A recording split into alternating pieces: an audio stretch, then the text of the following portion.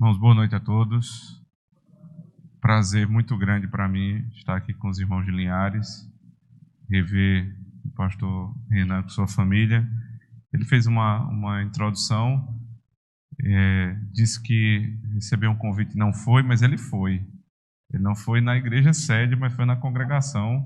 Acho que há uns 2, 3 meses atrás, ele estava em João Pessoa e foi lá na nossa congregação, justamente onde o pastor Rodrigo Broto é o pastor que está lá nos auxiliando na plantação da igreja presbiteriana litorânea.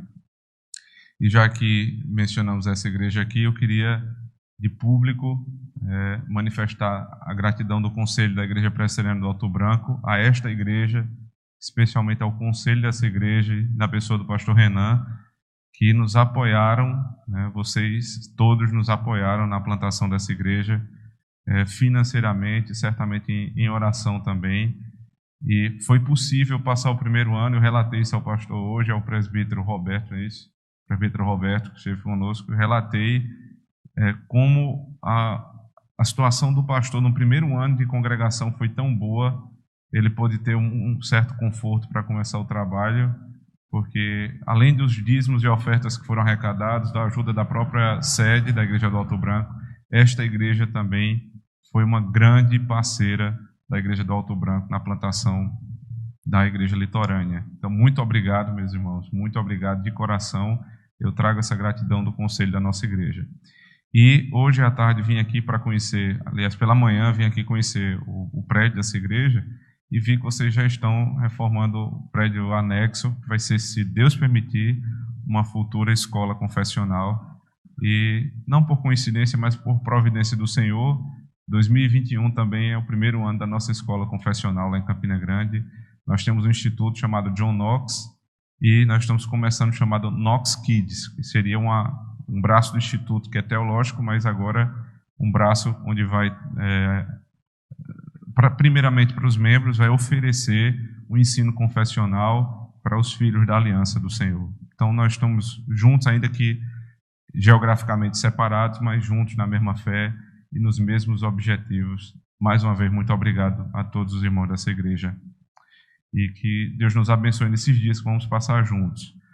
A proposta do pastor Renan foi falar sobre sola escritura. Sei que é um tema que vocês estão falando durante o ano todo, os 5 solas da reforma. Foi meio conturbado o ano, todo mundo sabe disso. A minha vinda aqui se daria em outubro, se eu não estou enganado. Eu viria em outubro e acabou que não foi possível, e eu estou vindo agora, e certamente a providência do Senhor que fosse hoje. A minha organização para tratar do tema sola escritura, a minha proposta seria mais ou menos o seguinte. Hoje nós começaremos falando sobre o sola escritura, ou a suficiência das escrituras e a confessionalidade, ou seja, qual a relação que essas duas coisas têm para a vida da igreja. Amanhã eu quero falar um pouco sobre sola escritura e o governo bíblico da igreja, o que é que o sola escritura tem a dizer a respeito do governo de igreja. Domingo de manhã, no culto, pela manhã, nós vamos falar sobre a suficiência das escrituras e a vida piedosa ou a vida prática do membro de igreja. E, por fim, a suficiência das escrituras à noite e o culto público. Qual a relação que a fé que nós temos na Bíblia como única autoridade que ela tem com cada uma dessas áreas. E seriam muitas outras áreas. Porque tudo que nós fazemos na igreja precisa ter sido extraído da Escritura. Né? Nem tudo que está na Escritura tem que estar no culto especialmente, mas tudo que está no culto e na nossa vida precisa ter sido extraído da Escritura. É uma frase do amigo nosso, pastor Paulo Brasil, ele fala muito bem a esse respeito. Então eu queria convidar a igreja a abrir a palavra do Senhor, segunda carta aos Tessalonicenses, capítulo 2, verso 15.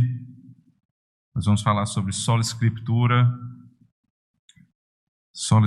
suficiência das escrituras e a confessionalidade. Eu vou usar, irmãos, esse texto, mas na exposição do tema, queria deixar claro para vocês, o texto que eu vou expor não é meu, tá? É um texto de Kate Matheson. Eu tive contato com esse texto ainda no mestrado, 2015, e esse texto me abriu muito a mente a respeito do sola escritura. O texto de Menteson é solo escritura, a diferença que uma vogal faz. Solo escritura, a diferença que uma vogal faz. Esse texto, inclusive, está traduzido para português agora. O pastor Alain René fez esse trabalho. Então, 2 Tessalonicenses 2,15 diz assim: Então, irmãos, estai firmes e retende as tradições que vos foram ensinadas, seja por palavra, seja por epístola nossa.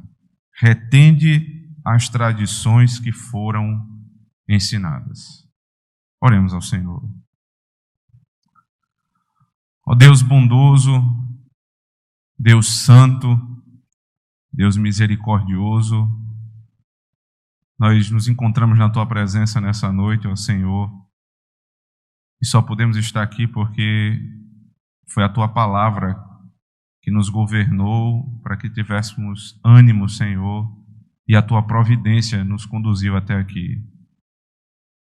Tua palavra, ela é tida no nosso meio como única regra de fé e prática. Nós dizemos isso abertamente, mas queremos colocar a teste, Senhor, a prova, se de fato a Tua palavra, a revelação da Escritura, se ela é, no nosso dia a dia, a nossa única regra de fé e prática. Isso em relação à confessionalidade da igreja, as tradições que nos foram entregues. Isso diz respeito à liderança da igreja, ao governo da igreja. Isso diz respeito também à nossa vida particular e, consequentemente, ao culto. Nesses dias, Senhor, nós rogamos que o Teu Espírito seja conosco, que nos abençoe, nos ilumine, que a mim, Senhor Deus, que tenho a incumbência, a responsabilidade de falar ao Teu povo, que tudo que seja falado tenha origem na Tua palavra, não no homem. Na Tua palavra que está escrita, na Tua palavra que ao longo da história foi interpretada pela igreja e, consequentemente, é a forma correta de interpretação. Abençoe-nos, Senhor, nessa jornada.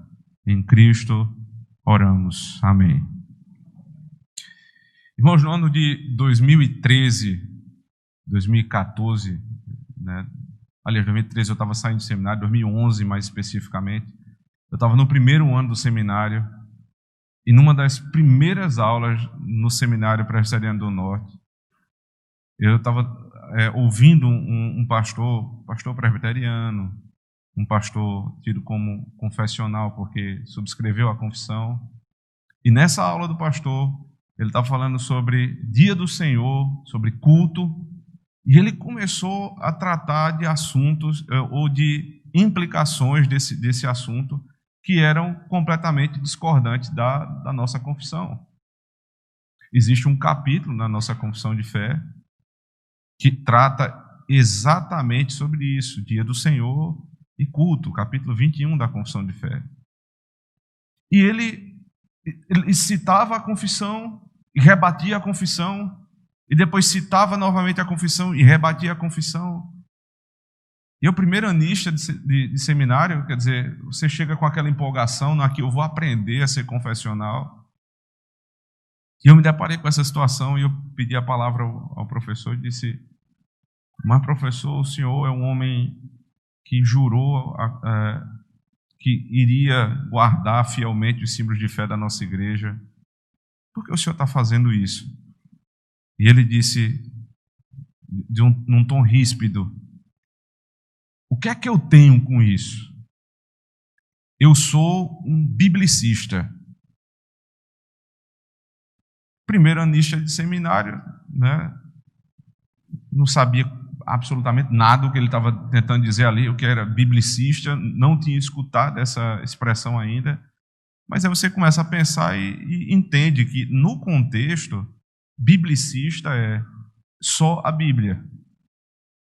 Eu não quero saber dos catecismos, eu não quero saber dos credos nem das confissões. Para mim é só a Bíblia. Numa sala de primeiro ano de seminário, isso soou como algo muito piedoso. Ora, o pastor está dizendo, é só a Bíblia. Então, quem vai dizer que a Bíblia é a nossa única regra de fé e de prática? Quem é que vai contestar uma afirmação dessa? Eu voltei, mais uma vez, eu era meio atrevido na época, e disse, mas pastor, mas a confissão que o senhor subscreveu diz que a Bíblia é a regra de fé e prática, mas que esta confissão, ou os padrões de Westminster, ainda que sejam, não sejam infalíveis, mas eles são a mais fiel interpretação desta palavra. Ou seja, eles não reclamam para si a autoridade original, mas uma autoridade derivada. Ou seja, não há confusão entre essas duas coisas. Por que então o Senhor resolveu, de público, na sua ordenação, dizer que subscreveria um documento que o Senhor, na verdade, é contrário? E ele se revoltou, disse que era biblicista, mais uma vez, a sala ficou com raiva de mim. E assim, você imagina como foi os outros anos de seminário, depois de uma introdução dessa.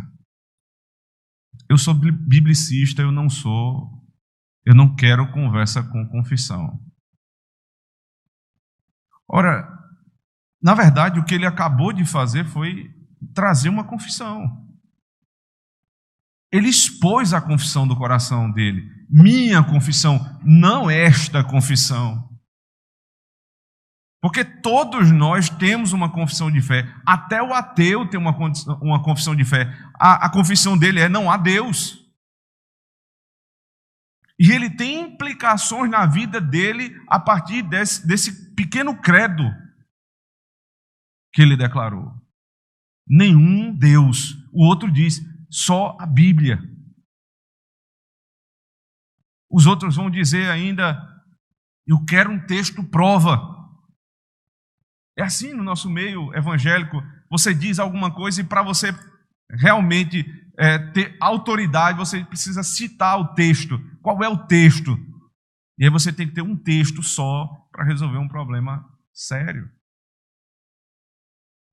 Quando os irmãos leem os nossos catecismos e percebem embaixo os textos bíblicos que estão sendo ali indicados para cada parte da afirmação acima, os irmãos não devem entender que o catecismo está citando aquilo simplesmente como texto prova. Mas ali é uma regra de fé, a forma como eu vou interpretar a Escritura, comparando Escritura com Escritura. Porque essa primeira forma de interpretação da Bíblia, com versículos isolados, ela não começou no evangelicalismo brasileiro, era muito anterior. Os irmãos lembram Mateus capítulo 4, Lucas capítulo 4, o nosso Senhor Jesus Cristo foi levado para o deserto, e lá no deserto quem começou com esse tipo de interpretação foi Satanás. Está escrito. Como era a resposta do Senhor Jesus Cristo? Também está escrito. Ora, esse texto foi colocado na Escritura para me confundir a respeito da doutrina? Não, Jesus está nos ensinando a verdadeira hermenêutica bíblica. Está escrito, mas também está escrito. Você não pode usar simplesmente um texto para provar uma determinada doutrina. Existe um corpo doutrinário, existe uma regra de fé. A Bíblia é um todo orgânico. Então, por isso que vocês percebem o pastor, quando está expondo aqui o texto, ele pede para vocês abrirem no Antigo Testamento, Novo Testamento, e ele vai comparando texto com texto, texto com texto, e a doutrina ela vai florescendo ali da própria Escritura. Porque está escrito e também está escrito. É assim que se revela a palavra de Deus. Mas no nosso meio evangélico, por conta de um ranço né, contrário ao catolicismo romano, nós passamos a desprezar toda e qualquer tradição. Nas palavras de Paulo, que nós acabamos de ler, que na segunda carta aos Tessalonicenses, ele diz: não abandonem as tradições que foram reveladas quer por palavra, quer por epístola. Nós não devemos simplesmente abandonar a tradição por tradição, porque passa a ser uma nova tradição, o abandono da tradição. É impossível você se livrar disso. Então, o meio evangélico se orgulha de ter deixado de lado rapidamente a tradição romana. E, em certo sentido, estamos corretos nisso. Mas abraçaram a chamada anarquia doutrinária. O que é isso? Porque todo problema é um problema, nesse caso, epistemológico, ou seja, de fonte de autoridade. Para a Igreja Católica Romana, a fonte de autoridade é a Escritura, mas a tradição da Igreja.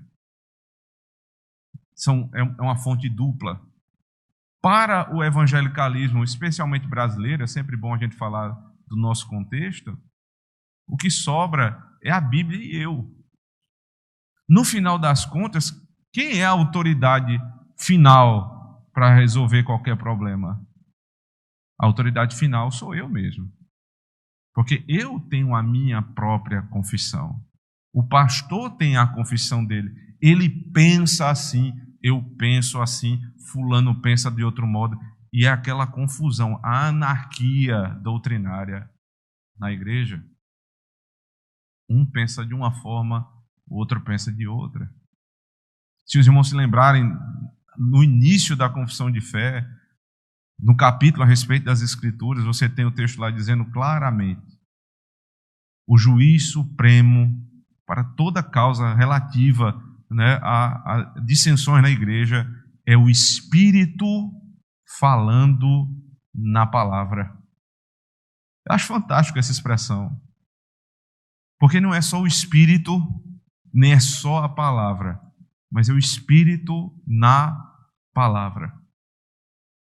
Porque se fosse só a palavra, quem é que vai interpretar a palavra? É o indivíduo. Então era o indivíduo sozinho. Se for só o Espírito, e era muito comum na época dos puritanos, ali século XVII, e também por conta do século XVI, os chamados entusiastas, os radicais, que diziam que a igreja deveria ser governada somente pelo Espírito, eles iam dizer: está vendo, até a confissão de vocês diz a mesma coisa que nós dizemos. É o Espírito que resolve todo o caso da igreja. Mas a nossa confissão, ela é precisa, ela diz: é o Espírito na palavra. É assim que nós cremos, irmãos. O Espírito na palavra. Quais são os resultados de uma sequência de gerações que tem abraçado essa anarquia doutrinária? Nós chegamos ao ponto de estarmos revisionando doutrinas. Veja só. Agora, não mais no seminário, mas no mestrado, eu tive a oportunidade de ter aula com um professor que eu reputo como sendo um excelente professor, especialmente na área de filosofia. E ele abriu o debate dentro da aula de mestrado, dizendo: irmãos, nós estamos numa academia e aqui nós podemos discutir qualquer doutrina. Fiquem à vontade, perguntem o que vocês quiserem, falem do modo que vocês quiserem, questionem. Esse é o lugar. Por que vocês não vão poder fazer isso na igreja? Quer dizer, eu posso fazer ali não tem problema, mas na igreja eu não posso, para não gerar um problema na igreja. Só que, se eu tenho questionamentos a respeito de determinadas doutrinas que eu faço ali na academia, como é que eu volto para a igreja no domingo para pregá-las? Eu levantei mais uma vez a mão e disse: pastor, professor, por favor, eu queria saber se o senhor está disposto a debater qualquer doutrina. Ele disse: qualquer uma. Eu disse: inclusive a Trindade. Ele disse: inclusive a Trindade. Um pastor presbiteriano, ministra aula num centro de pós-graduação. Qualquer doutrina. Nós estamos aqui revisitando as doutrinas. Isso não só acontece no nosso meio, obviamente. Acontece em todos os meios evangélicos. Por exemplo, com a doutrina do teísmo aberto, os irmãos já devem ter ouvido falar sobre isso. Teologia relacional. Deus está construindo o futuro comigo. Deus ele abdicou da sua onisciência e da sua onipotência para construir o futuro comigo. É a soberania de Deus mais a minha soberania. O preterismo pleno vai dizer que tudo o que Jesus falou a respeito da sua segunda vinda já aconteceu, não tem mais nada a esperarmos. Essas estão longe ainda da igreja, mas essa que eu vou falar aqui, essa é um problema sério. Há alguns anos, os estudiosos começaram a debater na academia a respeito das novas perspectivas paulinas. O que é isso? Eles foram revisitar a doutrina da justificação pela fé. A doutrina da justificação pela fé é uma doutrina consolidada. Não há discussão mais a esse respeito. Eu sou pecador, sobre mim estava a ira de Deus.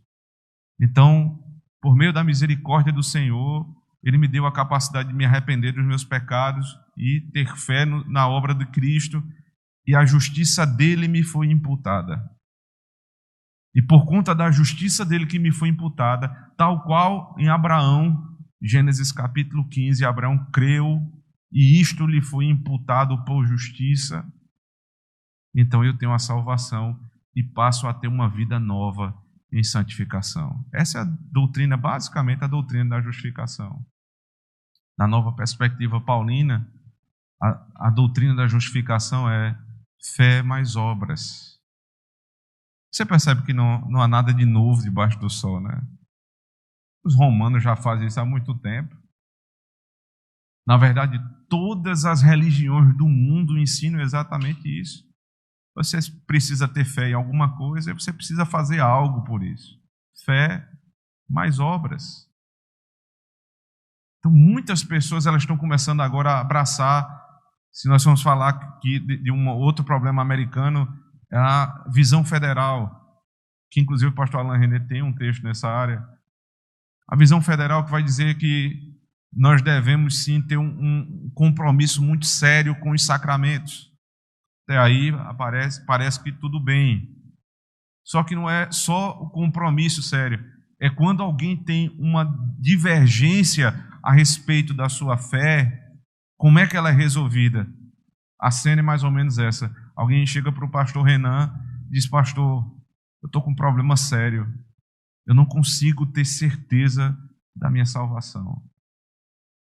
Se o pastor Renan for, como ele é um pastor fiel à Escritura e aos símbolos de fé, ele vai dizer: irmãos, isso pode ser por sua negligência aos meios de graça, isso pode ser por algum pecado que você está cometendo. E ele vai tratar o pecado. Mas se o pastor Renan fosse um pastor que abraçava a nova perspectiva paulina ou a visão federal, ele dizia: meu irmão, você tomou ceia domingo? Tomei. Você é batizado? Eu sou. E por que você está com medo? Não precisa ter medo. Se você participa da mesa do Senhor, é porque você é salvo. Mas Judas participou. Judas participou. Como é que fica esse argumento? Ou Judas foi para o céu? Eu não duvido nada que essas pessoas estejam defendendo, inclusive, um absurdo como esse. Então eles começam a atacar, todos esses hereges começam a atacar a doutrina do sola escritura, ou seja, a escritura como nossa regra de fé e prática, mas não a doutrina em si, mas uma distorção da doutrina.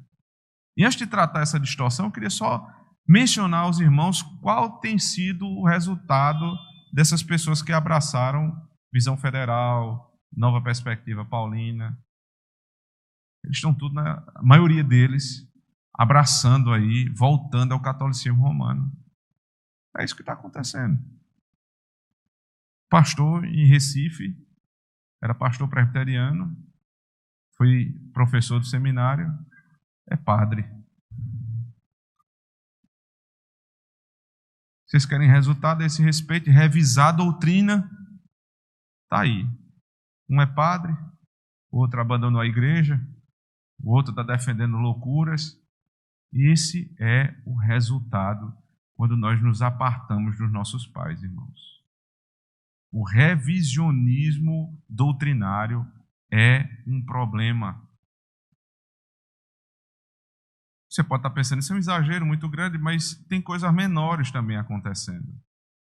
Basta você ir numa igreja evangélica, que provavelmente o pastor nunca ouviu falar o que é Nova Perspectiva Paulina, nem Visão Federal, mas ele já abraçou a causa sem nem saber. Eu vim comentando isso com o pastor Renan ontem no carro, de Vitória para cá. Se tem uma coisa que nos escraviza, é pensar de uma forma e nós não sabemos de onde procede esse pensamento. Porque claramente você está sendo manipulado. Você precisa conhecer o porquê, não só pensar de uma forma, mas o porquê eu penso assim. Existem pastores que fazem muitas coisas na igreja, eles não sabem por que estão fazendo aquilo ali. Mas pessoas que pensam para fazer, para que eles façam, estão influenciando. Começa de uma maneira muito fácil. O que é que tem? Domingo a gente não vai ter pregação, nós vamos ter um teatro. Qual o problema? Não existe encenação bíblica? Qual o problema da gente ter um teatro? Nós não vamos ter mais, né, um louvor que está cantando a música da Escritura. Nós vamos ter louvores que animam as pessoas. Nós vamos ter agora, além do trabalho doutrinário, ou muito menos do trabalho doutrinário, ação social. Igrejas que mais parecem com uma ONG do que com uma igreja. Porque é a fé mais as obras. É a fé mais o ânimo das pessoas. É a fé mais alguma coisa. Eu entendo, irmãos, que boa parte desses pastores eles nem sabem o mal que eles estão fazendo na igreja, mas certamente estão fazendo um grande mal. Então, qual é o ambiente histórico que se deu toda essa divergência, né? Como é que isso surgiu? De onde é que vem esse problema entre escritura e tradição? Onde é que isso começou? Merton diz assim: parte da dificuldade em compreender a doutrina reformada do sola escritura se deve ao fato de que o debate histórico muitas vezes é enquadrado de modo simplista, em termos de escritura versus tradição. Preste atenção nisso. É dito que os protestantes ensinam somente as escrituras, enquanto os católicos romanos ensinam escritura mais tradição. No entanto, essa não é a imagem acurada da realidade histórica. Não foi bem assim que as coisas se desenrolaram, né? Não é que o catolicismo romano sempre abraçou a escritura mais tradição e nós cremos somente na escritura a parte de nada, a parte de tudo, aliás. Não foi bem assim. Até o século V, ou até o V século, a igreja tinha uma única fonte de autoridade: a Escritura. Mas isso não quer dizer que a igreja não tinha a tradição de interpretação dos 5 séculos, além de todo o Antigo Testamento, como uma forma de interpretação válida. Então, se nós formos falar a respeito de fonte de autoridade, os primeiros 5 séculos sempre tiveram a fonte de autoridade da Escritura. Isso não era debatido. Era a Bíblia e acabou. A partir do V século, alguns escritos de Basílio e Agostinho começaram a insinuar que a tradição também poderia ser uma fonte de autoridade. V século. Do V século até o século XII, a maioria da igreja continuava com uma única fonte de autoridade, que era a Escritura. E existia o debate dentro da igreja para saber se a tradição deveria ser levada em consideração tal qual a Escritura. Mas era um grande debate, a maioria estava ainda com a Escritura. Um determinado autor, ele diz que esse tipo de tradição, que é a tradição de fonte única, que perdurou até o 12º século, era chamada de tradição 1. Foi Henkel Obermann que cunhou essa expressão. Tradição 1, por quê? Única fonte de autoridade. Do século XII até o XIV, ganhou força essa ideia de que a fonte de autoridade para a igreja é a Escritura mais a tradição. São duas fontes de autoridade, ou seja, tradição 2. A tradição 1, na tradição 1, a Escritura deveria ser interpretada na e pela igreja, dentro do contexto da regula fidei, ou da regra de fé. Mas nem a igreja, nem a regra de fé foram consideradas como fontes secundárias suplementares de revelação. Certo? Então, até o século XIV, a igreja tinha a Bíblia como única fonte de autoridade.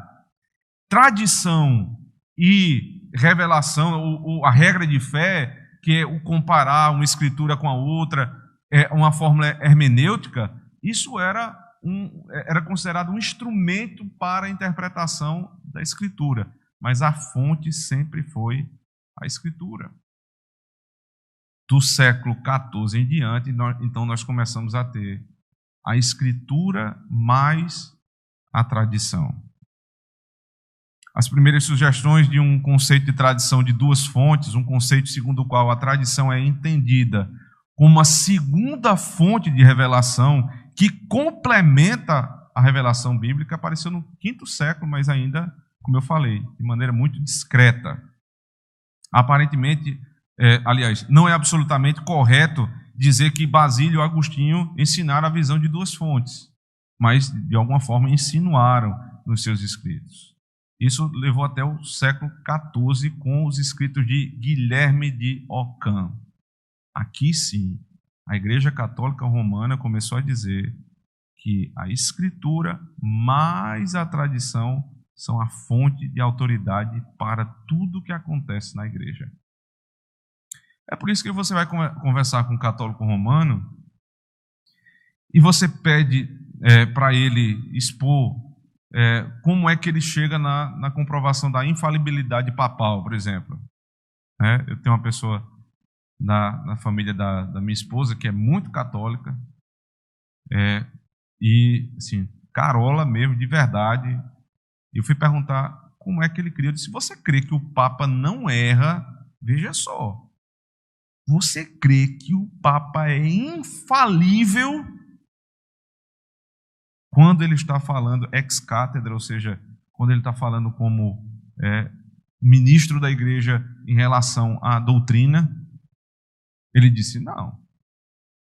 Eu disse: então você está errado, porque sua igreja, existe um dogma na sua igreja que defende isso. E ele não sabia. Você acha que tem algum tipo de base bíblica para esse tipo de interpretação? Ele disse: tem não. Até onde eu conheço a Bíblia não tem.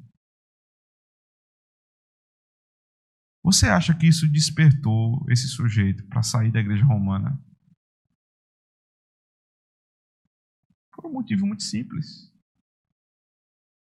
Ele volta para casa e pensa: mas espera aí, qual é a fonte de autoridade da minha igreja? É a Escritura mais a tradição. Então, se a tradição diz que é assim, acabou. Até o século XIV a igreja romana estava mal. Mas, assim, se a gente pudesse marcar o enterro da igreja romana, foi no Concílio de Trento, 1545. Ali ela morreu de verdade, ela foi enterrada. Porque aí veio a tradição 3. Pouca gente conhece, mas ela é verdadeira. É a Escritura, mais a tradição, mais o magistério da igreja. É o que diz a Escritura, o que diz a tradição e o que diz o magistério do momento. Ou seja, se não tem na Escritura, se a tradição não diz que é daquela forma, mais o magistério do momento, ou seja, a liderança do momento diz que tal dogma é assim, acabou. Porque são 3 fontes de autoridade. 3. Para nós, uma única fonte de autoridade. A Bíblia é a nossa única regra de fé e de prática. Nesse mesmo Concílio de Trento, os romanos adicionaram 7 livros à Escritura e começaram a dizer que a Bíblia de Lutero é uma Bíblia falsa. Veja só como são sagazes. A Bíblia de Lutero é uma Bíblia falsa. A nossa, eles acrescentaram. Mas por que eles podiam acrescentar? Porque é a Bíblia, mais a tradição, mais o magistério do momento. Então, se o concílio se reuniu e disse isso, acabou. Aí eles disseram, a religião deles é uma religião nova. Tem algo em torno de 25, 30 anos. A nossa religião é a única religião tradicional. Ela tem 1.500 anos, no período da Reforma.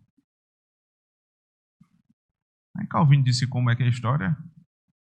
Não, senhor. Leia as Institutas. Especialmente o prefácio às Institutas. A introdução. Que Calvino disse que escreveu para leigo. Tente ler lá e veja quão leigo nós somos. Ele diz categoricamente que aquele texto ele foi feito para instrução, né, dos mais leigos e para que os homens pudessem perceber a historicidade da nossa fé. É por isso que quando você lê as Institutas, você vê como está recheada de citações dos pais da igreja. Qual era o trabalho de João Calvino ali? Mostrar que o que ele estava defendendo nas Institutas, que são os fundamentos da religião, ali é o mínimo que um cristão precisa saber. O mínimo. 2 volumes. Ainda hoje eles querem colocar essa pecha nos crentes reformados. Vocês são uma religião aí de 500 anos. Eram 25, já passou para 500, melhorou, né? Mas vocês têm uns 500 anos, nós temos 2.000 anos. Nossa religião não tem 500 anos. Nós somos católicos, eles não são católicos. Nós é que somos a verdadeira religião, eles são a religião falsa. Porque abandonaram o princípio básico do cristianismo. Única regra de fé e prática é a Escritura. Eles abandonaram. Aí vem a novidade verdadeira. Qual é a novidade verdadeira? O evangelicalismo. Então você já conheceu a tradição 1, que é a tradição que a Reforma abraçou, que foi até o século XIV, foi rapidamente retirada dos púlpitos pelo catolicismo romano para abarcar a tradição 2, com 2 fontes de autoridade, depois a 3, com 3 fontes de autoridade. Então nós somos a 1, eles têm a 2 e a 3, e tem também a 0. Tradição 0. Que não abraça o sola scriptura, mas o solo scriptura. Por isso que Matheson, ele diz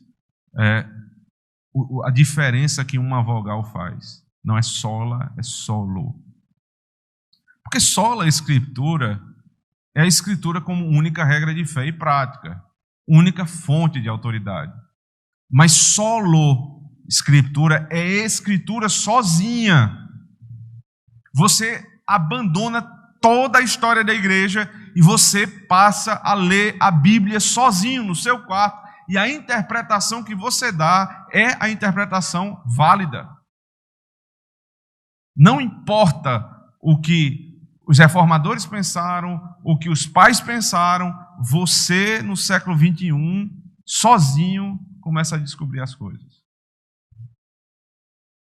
Ele diz assim: ao mesmo tempo em que os reformadores magisteriais estavam advogando o retorno à tradição de única fonte, vários reformadores radicais pediam a rejeição da tradição da tradição 1 e 2 e a adoção de uma compreensão completamente nova da Escritura e da tradição. Veja, até aqui, no século XVI, ninguém teve a ousadia de dizer tradição nenhuma. Ninguém fez isso. Os reformadores disseram a tradição que emana da Bíblia, como nós vimos aqui Paulo na segunda carta aos Tessalonicenses. Os católicos romanos disseram a tradição, mais a Bíblia, mais o magistério do momento. Os radicais espirituais, entre aspas, da época da Reforma, disseram tradição zero. Eles argumentaram que a Escritura não era apenas a única autoridade infalível, mas que era a única autoridade. Preste atenção nisso, como isso é sutil. A Escritura não é a única autoridade infalível, é a única autoridade. O que é que você está fazendo com isso? Você está pegando a igreja, toda a estrutura da igreja e jogando fora. Porque se a Escritura é a única autoridade para o povo de Deus, então não tem mais pastor, não tem mais presbítero, não tem mais diácono, não tem mais concílio. Acabou. É você sozinho na sua casa. No máximo, nós podemos nos reunir aqui no domingo para bater um papo e escutar a interpretação que o pastor Renan deu da Bíblia, que é dele, não é a minha. E vocês percebem como o nosso tempo está encharcado desse pensamento. O pastor pregou, expôs o texto fielmente, comprovou que essa é a interpretação histórica da igreja, é a tradição que a igreja sempre seguiu. Eu chego em casa e digo, eu não concordo com o que o pastor falou. Mas é óbvio que você pode não concordar, porque o pastor não tem autoridade infalível, só a Bíblia é infalível. Mas o pastor tem autoridade. Se ele está respaldado na Escritura, se ele está respaldado na interpretação fiel dos nossos símbolos de fé, então o que ele falou é a palavra de Deus. É o que diz um dos catecismos reformados. A pregação da palavra fielmente é a palavra de Deus. Toda vez que subia um pregador aqui neste púlpito, abriu a Bíblia e expôs o texto fielmente, você não tem opção, você precisa receber aquilo como ela é, palavra de Deus. Nos Estados Unidos, sempre os Estados Unidos, né, estão à frente de tudo, inclusive das heresias, especialmente do século XVIII, muitos abraçaram isso aqui, tradição zero. Daqui a pouco eu vou citar alguns exemplos da tradição zero.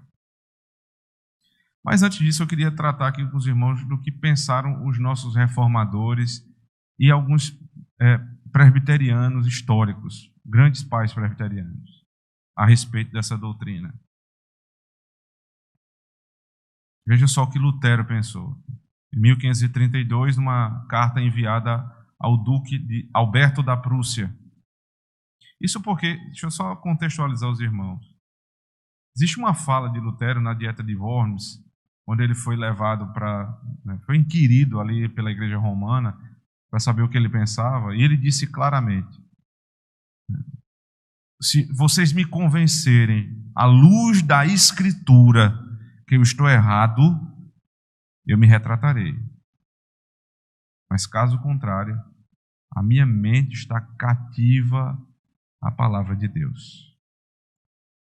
Pegaram esta fala de Lutero para dizer que Lutero era a favor da tradição zero, Bíblia e nada mais. Nessa carta de 1532, ele diz assim, preste atenção, por favor. Além disso, esse artigo foi claramente crido e sustentado desde o início da igreja cristã até esta hora. Veja, desde o início até esta hora. Um testemunho de toda a igreja cristã, que se não tivéssemos nada além, deveria ser suficiente para nós. Isso aqui ele está falando a respeito da ceia do Senhor, da presença real de Cristo na ceia do Senhor.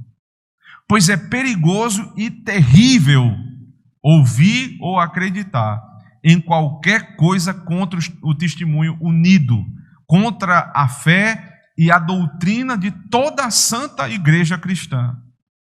Uma vez que tal tem sido sustentado há cerca de 1500 anos, unanimemente, desde o início, em todo o mundo. Quem quer que duvide disso é o mesmo que acreditar em nenhuma igreja cristã e condena, portanto, não só toda a igreja cristã como heresia maldita, mas também a Cristo e a todos os apóstolos e profetas. Se vocês não crerem, como está escrito nos nossos credos, nas nossas confissões, vocês não estão criando um problema com a igreja presbiteriana de Linhares, mas com Cristo, os profetas e os apóstolos. Isso foi crido unanimemente. Calvino, 1559, nas Institutas. Desta forma, abraçamos e reverenciamos de bom grado os santos concílios antigos. Veja o que ele vai citar: Niceia, Constantinopla, Éfeso e Calcedônia. Quando nós estávamos unidos ainda como única igreja. Por quê? Porque esses concílios foram fiéis.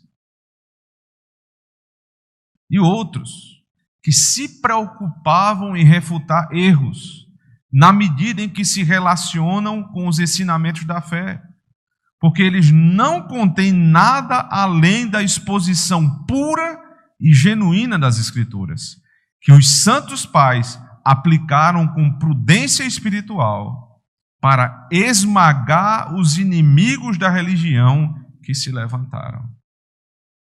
Qual foi a arma que os nossos pais usaram para esmagar os inimigos da verdadeira religião? Tomar um corpo doutrinário, forma de interpretação, criar documentos e usar contra os hereges. Foi assim. Mais recentemente, século XVIII e XIX, Charles Hodge, um presbiteriano como tem poucos hoje na nossa época. Novamente, os protestantes admitem que, como existiu uma ininterrupta tradição da verdade do proto-evangelho, Gênesis 3,15, até o fim de Apocalipse, houve um fluxo de ensino tradicional que atravessa a igreja cristã desde o dia de Pentecostes até o presente. O que é que ele está dizendo aqui?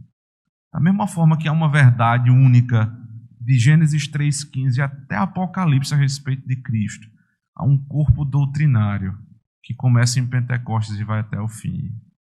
Sabe por quê? Se você perceber, sua Bíblia é muito maior no Antigo Testamento do que no Novo. Percebeu isso, né? 39 livros no Antigo Testamento. Já parou para pensar por que 39 livros e 27 no Novo, e mesmo assim bem menores? É porque ali você tem um fundamento da doutrina. A doutrina está sendo fundamentada pela história de um povo.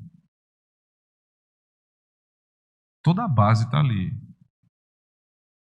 O que é o Novo Testamento? Que tem décadas.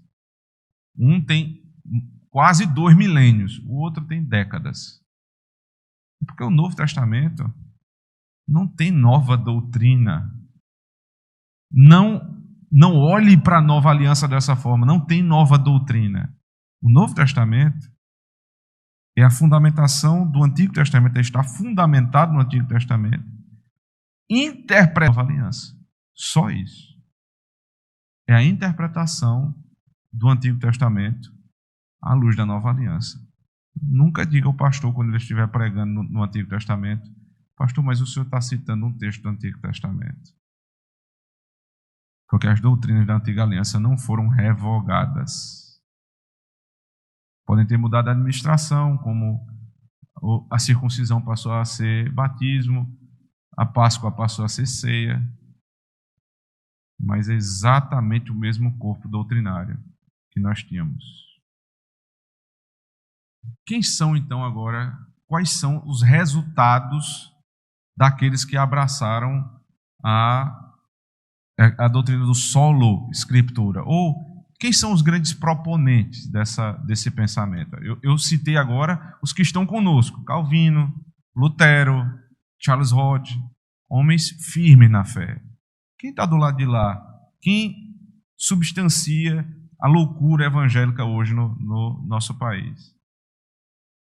Por exemplo, Simon Howard, século XVIII e XIX, ministro liberal, aconselhou os pastores o seguinte, preste atenção: deixar de lado todo apego aos sistemas humanos, toda parcialidade aos nomes, concílios e igrejas, e a perguntar honestamente o que dizem as Escrituras.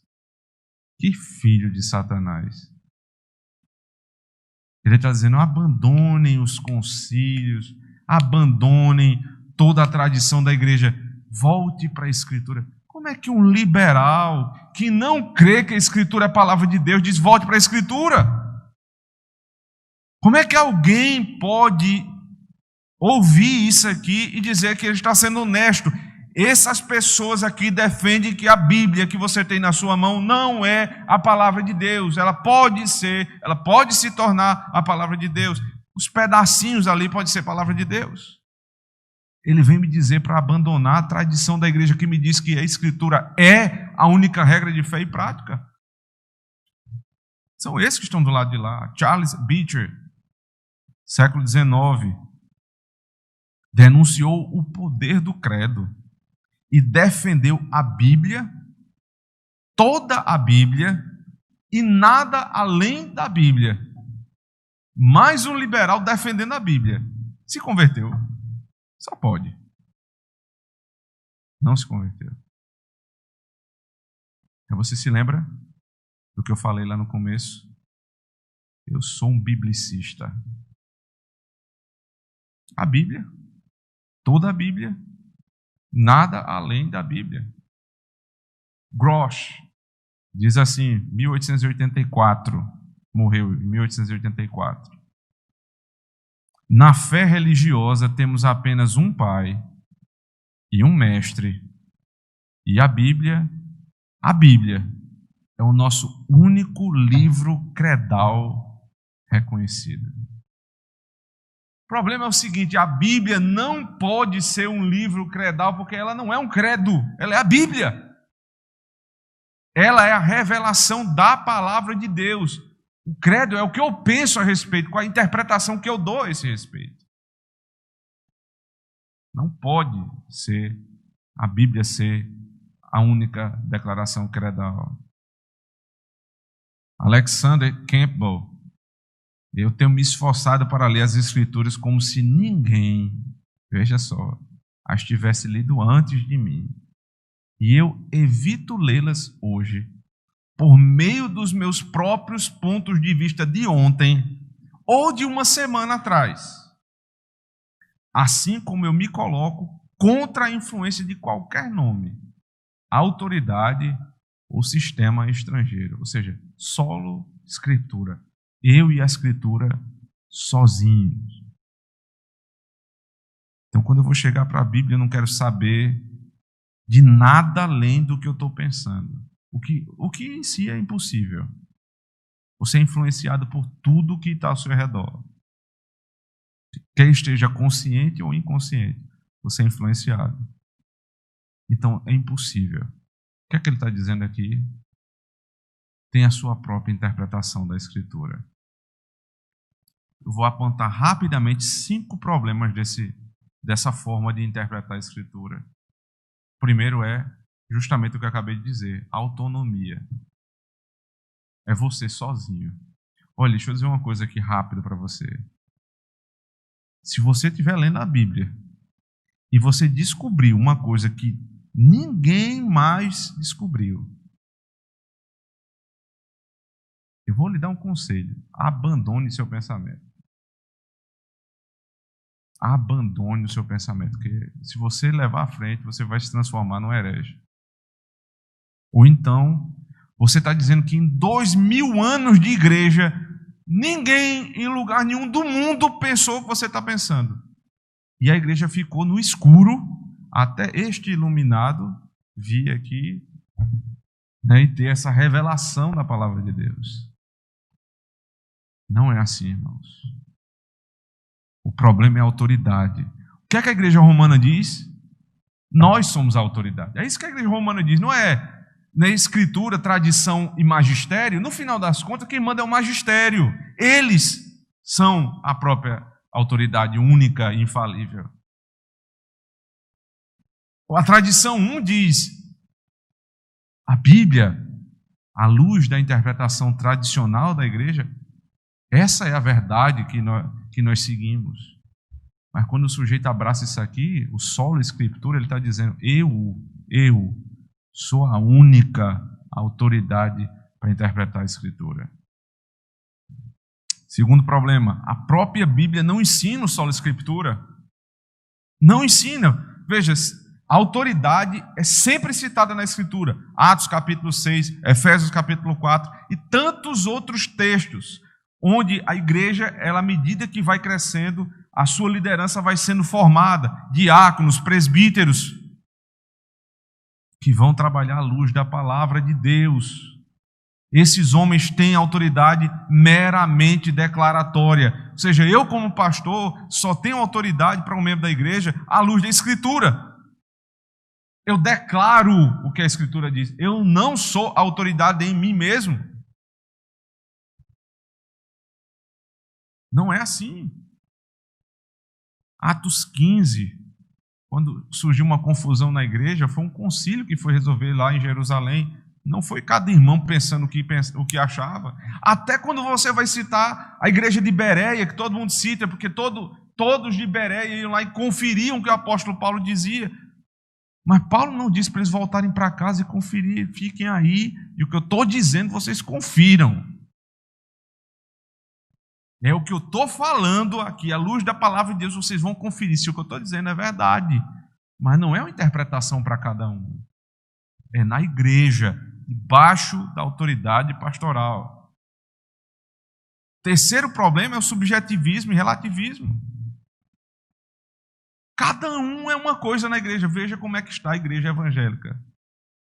Não, vamos deixar a igreja evangélica de lado? Veja como está a IPB.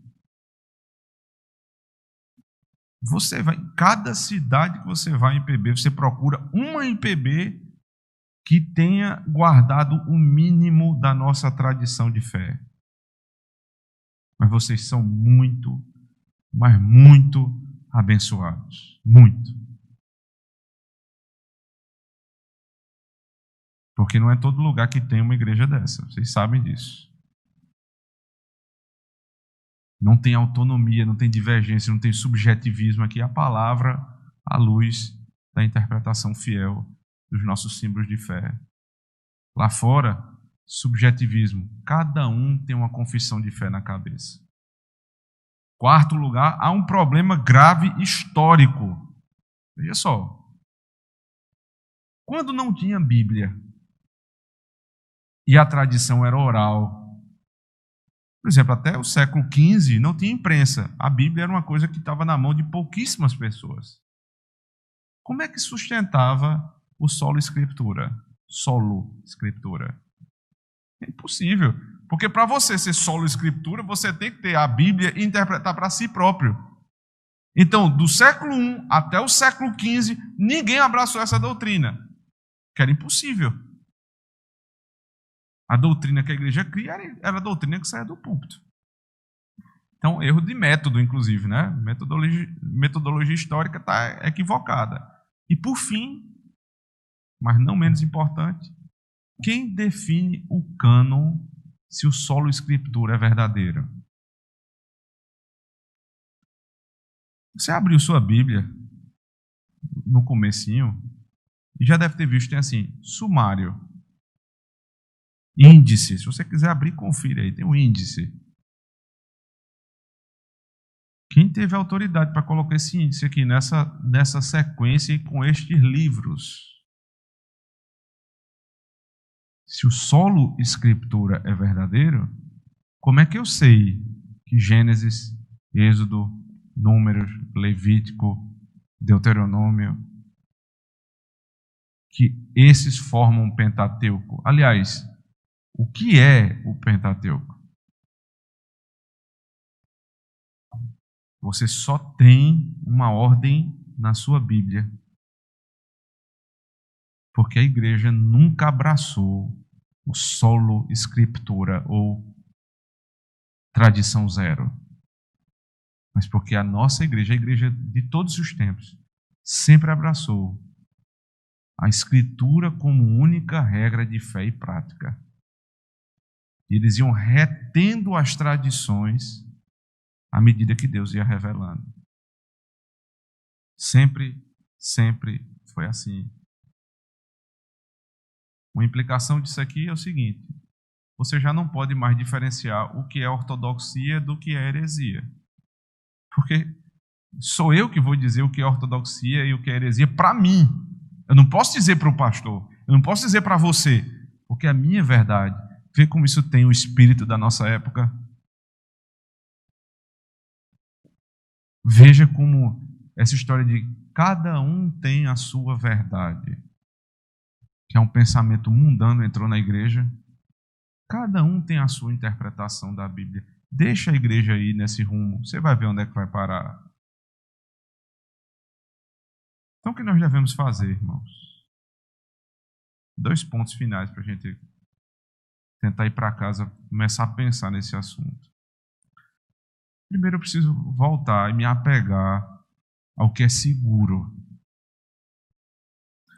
Nós temos um conjunto doutrinário, um corpo doutrinário belíssimo. É uma bênção que nós temos na nossa igreja. O que falta é que a igreja tome de volta esse tesouro que Deus nos deu, abrace-o e comece a colocá-lo em prática novamente nos púlpitos, nas nossas casas. Vocês que são pais e mães, vocês precisam trazer de volta, se não fazem, evidentemente, o catecismo. Culto doméstico. Onde estão os nossos catecismos? Nossas crianças deveriam saber decorado.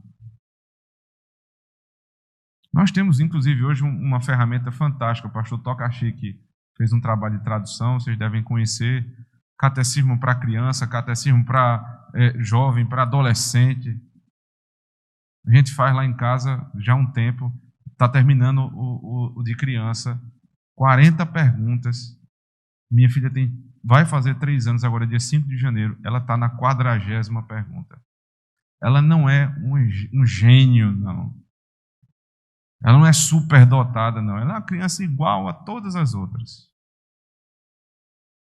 Você precisa trazer de volta. Sabe por quê? Porque quando seu filho escutar essas conversas da carochinha por aí, de que a igreja de vocês é radical, que é um bando de neopuritano, que é não sei o quê, ela vai dizer, não. O que eu creio está na Bíblia e estão nos documentos da nossa igreja. Nós adultos, voltar a ler os nossos catecismos, ler a confissão de fé, conversar, isso deveria ser a roda da nossa conversa, e esse tipo de assunto. Os homens da igreja falam sobre o quê? Futebol. Por favor, deve ter lá seu tempo, não sei qual, né? Mas deve ter um tempo para falar disso, mas use mais seu tempo para falar das coisas de Deus. Nós vamos preparar outra geração e Deus vai cobrar isso de cada um de nós, especialmente de uma igreja como essa, que é tão abençoada. Por fim, muita gente nos acusa de sermos divisionistas. Eu estava conversando isso com o pastor também. É uma insistência. Esse grupo mais confessional é divisionista. Espera aí. Como é que é esse negócio? Qual é o contato com a realidade que isso tem? Primeiro que não é divisionista porque ninguém está buscando divisão de igreja. Isso aí fica claro. Estamos unindo a igreja. Mas não estamos unindo a igreja com armas humanas. Nós estamos unindo a igreja pela verdade. O que é que desune a igreja? Entendo eu que desunir a igreja é você dizer, eu sou biblicista, eu tenho uma interpretação, você tem a sua, você... Ou seja, cada um é uma confissão de fé. Cada um é uma igreja, eu sou a igreja. Isso é dividir o corpo de Cristo. Mas se nós tivermos um corpo doutrinário, se todos nós confessarmos a mesma fé histórica, bíblica, firme, segura, isso não divide a igreja, irmãos. Isso une a igreja. A confessionalidade une. A anticonfessionalidade divide. Voltemos então, irmãos, para o sola Escritura. A suficiência das Escrituras para a nossa vida, para a nossa fé, para a nossa prática e para a nossa igreja. Que o Senhor nos abençoe, irmãos. Amém. Vamos orar ao Senhor. Deus Santíssimo, obrigado pela bênção dessa noite, podermos meditar um pouco a respeito desse assunto. Um assunto que nos é caro, mas que tem sido esquecido pelas igrejas. Traz, Senhor Deus, um vigor novo para a nossa igreja, para a nossa denominação, a fim de que possamos retomar o precioso tesouro dos padrões de Westminster. Não por eles mesmos, mas porque tudo o que está escrito ali emana da Tua palavra. Que nunca, Senhor, sejamos arrogantes ao ponto de dizer, eu interpreto a Bíblia sozinho, mas que possamos subir nos ombros dos gigantes da fé e dizer, a Bíblia, nossa única regra de fé, ela governa a nossa vida, assim como governou a de Davi, de Abraão, de Isaac, de Jacó, de Paulo, de Pedro, de Agostinho, de João Crisóstomo, de Calvino, de Lutero, dos puritanos, mesma fé, Senhor.